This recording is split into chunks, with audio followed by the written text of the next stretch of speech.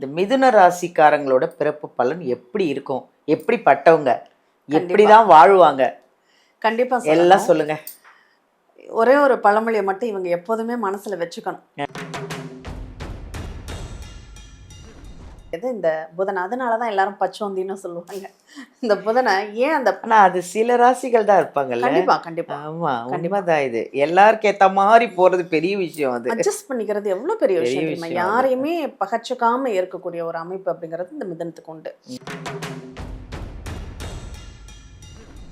அதனாலதான் நீங்க சினி ஃபீல்ட்ல இருக்கிறதுனால உங்களுக்கு தெரியும், ஜெமினின்னு சொல்லி ஒரு ஆண் படமும் ஒரு பெண் குழந்தை படமும் போட்டிருப்பாங்க ஆமா ஆமா இல்லையா? ஆமா. இது மிதுனத்தினுடைய சிம்பிள் ஜெமினி தான் அது. கம்பெனி அது. ஆமா, அது மிதுனத்தினுடைய சிம்பிள் தான் அது. அப்படியா? அததான் ஜெமினி அப்படின்னு ஆங்கிலத்துல மிதுனத்தை ஜெமினின்னு தான் சொல்லுவாங்க. ஓ, அந்த மாதிரி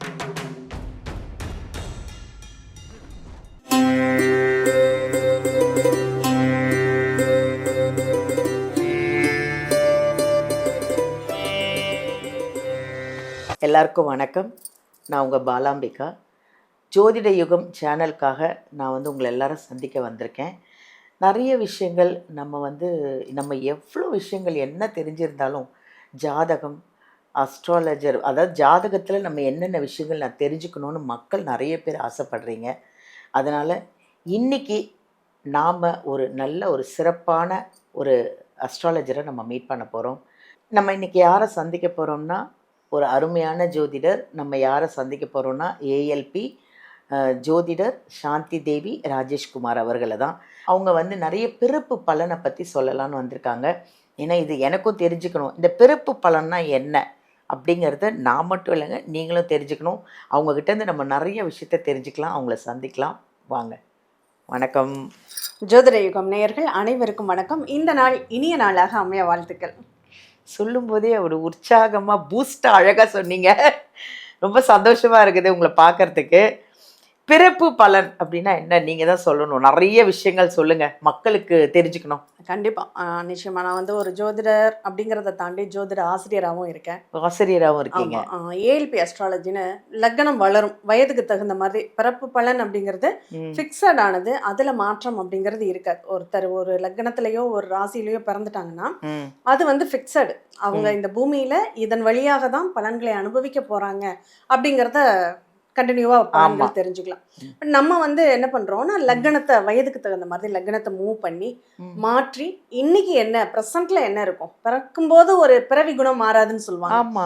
அப்படிப்பட்ட அந்த பிறவி குணம் கூட சில நேரங்கள்ல சந்தர்ப்பத்துக்கு தகுந்த மாதிரி சூழ்நிலைக்கு தகுந்த மாதிரி மாறிடுது அப்படிங்கறதும் நம்ம நிறைய பார்த்துக்கிட்டு வர்றோம். அந்த மாதிரி ஏஎல்பி ஜோதிடம் அப்படிங்கிற ஒரு முறையை டீச் பண்ணக்கூடிய ஆசிரியராகவும் நான் இருக்கேன். நிறைய பிறப்பு பலன்களை பத்தி கேட்டதுனால, இந்த பிறப்புலயே ஒருத்தருக்கு ஒரு ராசியில பிறந்தாங்கன்னா என்ன மாதிரி குணாதிசயங்கள் இருக்கும், என்ன மாதிரி அவங்களுடைய வாழ்க்கையில எப்படியெல்லாம் போராட வேண்டியது இருக்கும், எதெல்லாம் சாதகமா இருக்கும் அப்படிங்கிறத பத்தி நம்ம பார்க்கலாம். மேம், நம்ம இப்போ ஒரு ராசிக்கும் பிறப்பு பலன் பார்த்துட்டு இருக்கோம். இப்போ அடுத்தது மிதுன ராசி. இந்த மிதுன ராசிக்காரங்களோட பிறப்பு பலன் எப்படி இருக்கும், எப்படிப்பட்டவங்க, எப்படிதான் வாழ்வாங்க, கண்டிப்பா எல்லாம் சொல்லுங்க. ஒரே ஒரு பழமொழியை மட்டும் இவங்க எப்போதுமே மனசுல வச்சுக்கணும். சொல்லுங்க. அது என்ன? நாளும் தெரிஞ்சவன் சந்தேகம் போனா வாங்கவும் மாட்டான், கொடுக்கவும் மாட்டான். அந்த மாதிரி இவங்க தனக்கு எல்லாம் தெரியும்னு நினைக்கிற வரையும் இவங்க வாழ்க்கையில முன்னுக்கு வரவே முடியாது. அது மிதுனம் அதை மட்டும் கவனமா கடைபிடிச்சிட்டாங்கன்னா அவங்கள மிஞ்சறதுக்கு ஆளே கிடையாது. அவ்வளோ டேலண்டான பர்சன் இவங்க. எப்போதுமே அடுத்தவங்களுக்கு ஏணியாக இருக்கக்கூடியவங்க அப்படின்னு சொல்லலாம். ஏன்னா இது காற்று ராசி, நிற்கவே நிற்காது, ஓடிக்கிட்டே இருக்கும், சுற்றி சுற்றி அடிக்கும் அப்படின்னு சொல்லுவாங்களே, அந்த மாதிரி. இந்த மிதுனத்தில் ரொம்ப வித்தியாசமான ஒரு நிகழ்வுகள் என்ன இருக்குன்னா, புதனுடைய அம்சம் அப்படிங்கிறதுனால எதையுமே ஒரு நடுநிலையாக பார்க்கக்கூடிய ஒரு தன்மை அப்படிங்கிறது உண்டு. இந்த புதன் கிரகங்களில் புதனுக்கு உள்ள கேரக்டர் என்னன்னா, யாரையுமே பகைச்சிக்க மாட்டாங்க. நல்லவங்களோட சேர்ந்தா அவங்களுக்கு தகுந்த மாதிரி ஹேண்டில் பண்ணுவாங்க, பகைவர்களோட சேர்ந்தா அவங்களுக்கு தகுந்த மாதிரி போயிடுறது. அந்த மாதிரி நடுநிலையாக இருக்கக்கூடியது இந்த புதன். அதனாலதான் எல்லாரும் பச்சோந்தின்னு சொல்லுவாங்க. இந்த புதனை ஏன் அந்த அது சில ராசிகள் தான் இருப்பாங்கல்ல. கண்டிப்பா கண்டிப்பா. ஆமா, உண்மைதான். இது எல்லாருக்கும் ஏத்த மாதிரி போறது பெரிய விஷயம். அது அட்ஜஸ்ட் பண்ணிக்கிறது எவ்வளவு பெரிய விஷயம். யாரையுமே பகச்சுக்காம இருக்கக்கூடிய ஒரு அமைப்பு அப்படிங்கிறது இந்த மிதனத்துக்கு உண்டு. இந்த அகலாமல் அணுகாமல் தீக்காய் போல அப்படின்னு சொல்லுவாங்க. ரொம்ப க்ளோஸாகவும் இருக்க மாட்டாங்க, ரொம்பவும் விலகி இருக்க மாட்டாங்க, தன்னை சுத்தி ஒரு கூட்டத்தை அமைச்சுக்கக்கூடிய ஒரு வாய்ப்பு அப்படிங்கிறது இந்த மிதுனத்துக்கு நல்லாவே உண்டு. நம்ம ராசிகளே மிதுன ராசி எடுத்துக்கிட்டோம்னா அதை சந்த கடன்னு சொல்லுவோம். ஏன்னா சந்தடிகள் அதிகமா இருக்கக்கூடிய இடங்கள்ல தான் அவங்க இருக்க ஆசைப்படுவாங்க. அந்த மாதிரியான ஒரு அமைப்பு. அதே மாதிரி புதன் அவங்களுடைய லக்ன ராசியின் அதிபதியாகவே வர்றதுனால அறிவு கிரகம், ரொம்ப நல்ல டேலண்டா யோசிப்பாங்க. ஆனா எல்லாத்துலயும் அந்த அறிவை பயன்படுத்தணும்னு நினைச்சாங்கன்னா மாட்டிக்குவாங்க. எதையுமே இவங்க செய்ய மாட்டாங்க. அதனாலதான் நாளும் தெரிஞ்சவன் சந்தைக்கு போனா வாங்கவும் மாட்டான், கொடுக்க மாட்டான். ஒரு பொருளுடைய விலை என்னன்னு அவங்களுக்கு தெரியும். அது இவ்வளவுதான் அப்படின்னா சந்தர்ப்பத்துக்கு தகுந்த மாதிரி அந்த விலை அப் அண்ட் டவுன் மாறும். சூழ்நிலைக்கு தகுந்த மாதிரி. இல்ல இந்த பொருளுடைய விலை இதுதான், நீ இது தர்றதுன்னா இல்லாட்டினா தராத, போய் அவனுக்கெல்லாம் பொருள் இல்லை அப்படின்னு அனுப்பிச்சுடுவாங்க. நம்ம வாங்கவே மாட்டோம். அந்த மாதிரியான ஒரு விஷயம். புத்திசாலிலேயே அதி புத்திசாலி அப்படின்னு சொல்லலாம் இந்த மிதுனத்தை பொறுத்தளவுல. ஆனா என்ன அப்படின்னா இவங்க ஒரு முடிவு எடுக்கவே மாட்டாங்க. அடுத்தவங்களுக்கு யோசனை சொல்லும் போது மட்டும் ரொம்ப அழகா சொல்லுவாங்க. ஆனா தனக்குங்கும் போது மதில் மேல் பூனை மாதிரி இங்கிட்டு தாவலாமா இங்கிட்டு தாவலாமா, இதை பண்ணலாமான்னு ஒரு எப்போதுமே இவங்களுக்கு ஒரு இரட்டை தன்மை அப்படிங்கிறது இருந்துகிட்டே இருக்கும். அதனாலதான் நீங்க சினி ஃபீல்ட்ல இருக்கிறதுனால உங்களுக்கு தெரியும், ஜெமினின்னு சொல்லி ஒரு ஆண் படமும் ஒரு பெண் குழந்தை படமும் போட்டிருப்பாங்க இல்லையா?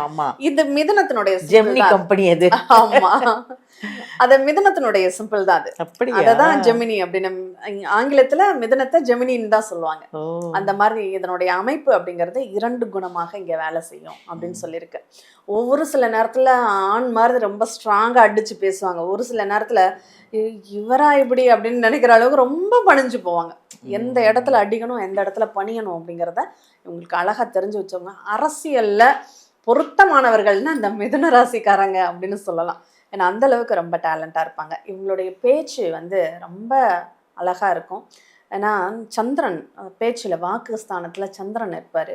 அந்த சந்திரனுடைய நிலவு என்ன, நம்ம ஒரு அலங்காரத்திற்கு கூட நம்ம அதிகமா எடுத்துக்கிறது சந்திரன் தான் எடுத்துக்கோம். நிலவு அப்படிங்கிறது தான் அலங்காரத்துக்கு கூட எடுத்துக்கும். அந்த மாதிரி எல்லாத்துலேயுமே ஒரு வர்ணனையாக பயன்படுத்தக்கூடியவர்கள். ஒரு ரசிகர் அப்படின்னா அது மிதுனத்துக்கு அதிகமாகவே பொருந்துவோம். கலா ரசிகன்னா அது மிதுனத்தை எடுத்துக்கலாம். இவங்களுக்கு மியூசிக் ரொம்ப பொருந்தும். இவங்க ஒரு மன அமைதி வேணும் அப்படின்னா அழகா ஒரு இடத்துல உட்காந்து ஒரு மியூசிக்கை போட்டு கேட்டாங்கன்னா ரிலாக்ஸ் ஆயிடுவாங்க. அந்த அளவுக்கு பரவாயில்ல. அந்த இசை அப்படிங்கிறது கண்டிப்பா சப்போர்ட் பண்ணக்கூடியதாக இருக்கும். சினி ஃபீல்டுலயும் நிறைய இந்த மிதுன ராசிக்காரர்கள் நிறைய இருப்பாங்க. ஏன்னா அந்த மிதுனம்ங்கிறது அந்த சினி ஃபீல்டுக்கே உடைய ஒரு, அதுலயும் ராகுடைய நட்சத்திரம் அங்கதான் இருக்கு. திருவாதிரை அப்படிங்கிற ஒரு நட்சத்திரம்.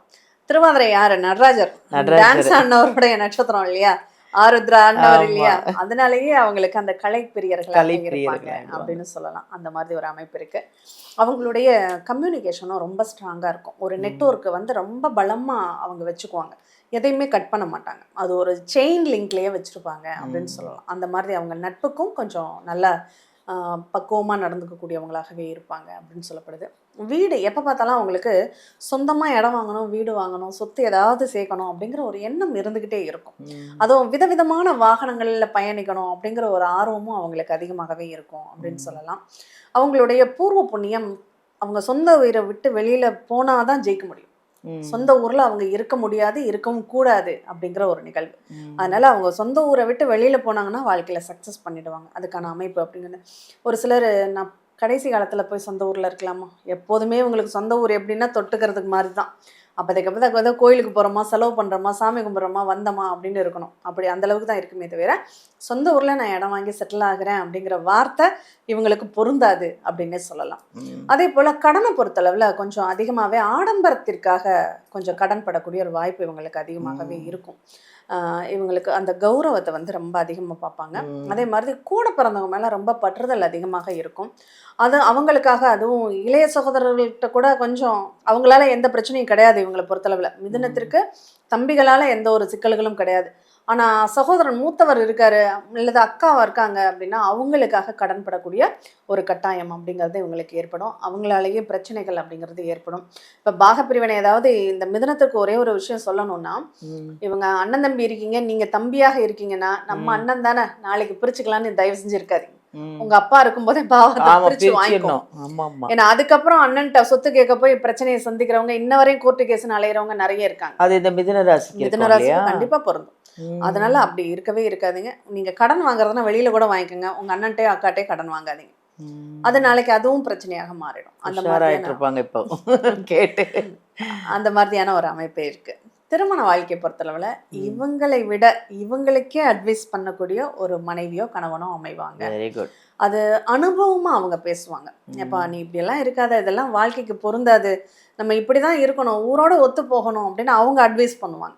அந்த மாதிரியான ஒரு அமைப்புடைய ஒரு வாழ்க்கை துணை அப்படிங்கிறது அமையும். பெரும்பாலும் இவங்களுக்கு வேலை செய்யக்கூடிய ஊர் அல்லது வேலை செய்யக்கூடிய இடத்துலையே வரன் அமையக்கூடிய ஒரு வாய்ப்புகள் அதிகமாகவே இருக்குது. வெளியில எல்லாம் போய் ரொம்ப தொலைவாலாம் தேட வேண்டியதில்லை. அவங்க எந்த ஊரில் வேலை பார்க்குறாங்களோ அங்கேயே வரன் இருக்குது அப்படின்னு கூட சொல்லலாம். அந்த மாதிரி ஒரு அமைப்பு உண்டு. அடுத்து இவங்க மனைவி பேர்லேயோ அல்லது நண்பர்களோடு சேர்ந்தோ தொழில் செய்யணும்னு ஆசைப்படக்கூடியவங்களா இருப்பாங்க. அப்படி செய்யலாமா அப்படின்னு கேட்டால் அந்த ஜாதகத்தை, அவங்களுடைய நேச்சுரல் ஜாதகத்தை பார்த்துட்டு டிசைட் பண்ணணும். ஏன்னா இது நம்ம பார்க்குறது பொதுவான குணங்களை தான் நம்ம பார்த்துட்டு இருக்கோம். அதனால இதை வச்சு நம்ம ஆரம்பிக்க கூடாது.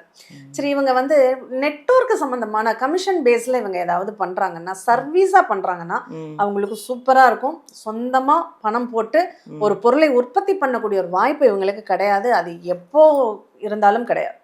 அதனால அதை மட்டும் இவங்க பண்ணவே கூடாது. அதே இது கமிஷன் பேஸ்ல இவங்க என்ன வேணாலும் பண்ணலாம். அது இவங்களுக்கு சூப்பரா இருக்கும் அப்படின்னு சொல்லலாம். அதே மாதிரி ஆரோக்கியத்துலன்னு பார்க்கும்போது இவங்களுக்கு கொஞ்சம் வயிற்றுல பிரச்சனைகள் அப்படிங்கிறது இருந்துகிட்டே இருக்கும். அதை மட்டும் இவங்க கொஞ்சம் கவனிச்சுக்கிற மாதிரி இருக்கும்.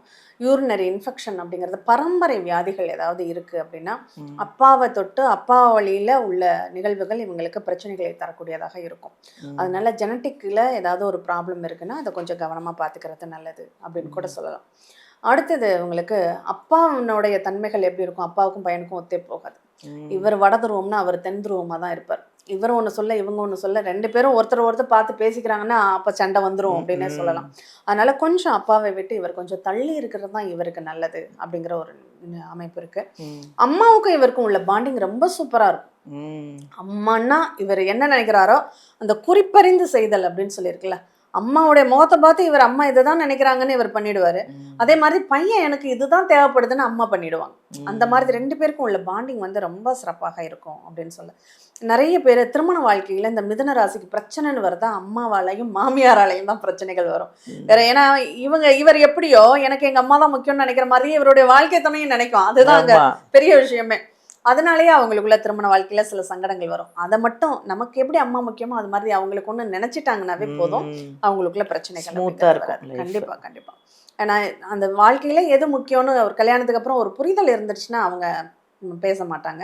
அது அவங்க கொஞ்சம் பயன்படுத்திக்கிறது நல்லது அப்படின்னு கூட சொல்லலாம்.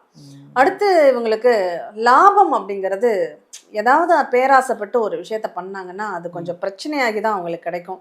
இப்போ ஏதாவது சொத்து வாங்குறாங்க, ஒரு கடன் வாங்கி ஒரு சொத்து வாங்குறாங்கன்னா அந்த கடன் எப்போ முடியுதோ அப்போ தான் அது லாபமாக நம்ம நினைக்கணும். அந்த மாதிரியான ஒரு அமைப்பு அப்படிங்கிறது இருக்குது. அடுத்து இவங்களுக்கு வெளிநாட்டு பயண வாய்ப்புகள் அப்படிங்கிறது, சொந்த ஊரில் இருக்கும்போதே வெளியூருக்கோ வெளிநாட்டுக்கோ இவங்க பயணப்படுறாங்கன்னா இவங்களுக்கு வாழ்க்கை ரொம்ப சிறப்பாக இருக்கும், சக்ஸஸாக இருக்கும்.